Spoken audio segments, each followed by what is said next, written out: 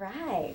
So, can you describe the new challenges that your character has in Underworld Evolution? Well, she used to be sort of part of an army, and now she's kind of out on her own, on the run, and she's having to deal with an actual relationship with another person, which she sort of didn't really have before. So she's got werewolves, she's got different types of werewolves, she's got a flying bat monster, she's got bad hair day. Is there a particular scene in the movie that's your favorite? The fight scenes, anything like that? I love the last third of the movie. There's a fight scene on the bridge with a lot of stuff in that. That's my favorite. Very cool. So what was it like to collaborate with your husband on this film? It was really great. I mean, it was, we had a great experience on the first movie, which probably ended up dating and getting married. We'd really got on well, so we knew that we had a good working relationship. And our biggest complaint was that we didn't get to see enough of each other. We thought we'd be doing a movie together and we'd be hanging out all the time. And directors work a lot. They work nights too as well as days. So I didn't see too much of him.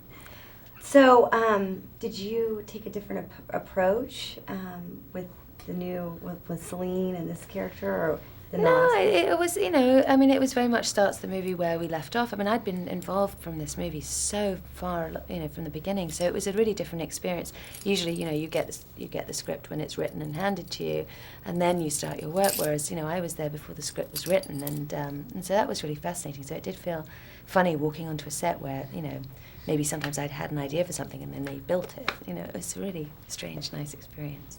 So what is it about Celine that sets her apart from other vampires and other movies and things like that?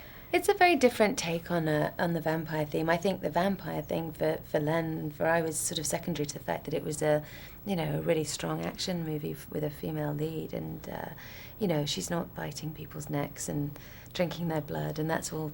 The vampire werewolf thing is really treated as a sort of infectious disease that people have suffered from and that they're managing, rather than that more gothic thing of bloodlust. Mm-hmm. So did you have to do any special training or anything for your fight Yeah, scenes? I mean, I'd done a lot of training on the first movie, and that kind of really stood me in good stead on them. I mean, they had to teach me how to run, they had to teach me how to hold a gun. I was sort of up to speed now, so we had a lot of fight choreography, so there's a lot more hand-to-hand fighting in this, and wire stunts, and it was tough going. Yes. I was like, oh my god, that's fun. So assuming that there is another Underworld, is there anything we can expect? Oh my gosh, I don't know. I don't think anyone's talking about that. I think my husband's dying to do a movie that doesn't have fairy creatures in it first before he starts thinking about that. Oh, can you briefly describe just like what this movie is? Sorry, soundbite purposes. Oh, that's so I'm hard so sorry. to do that. I'm This so movie sorry. is so difficult for that stuff. This movie is, basically starts at the end of the first movie, and it's a.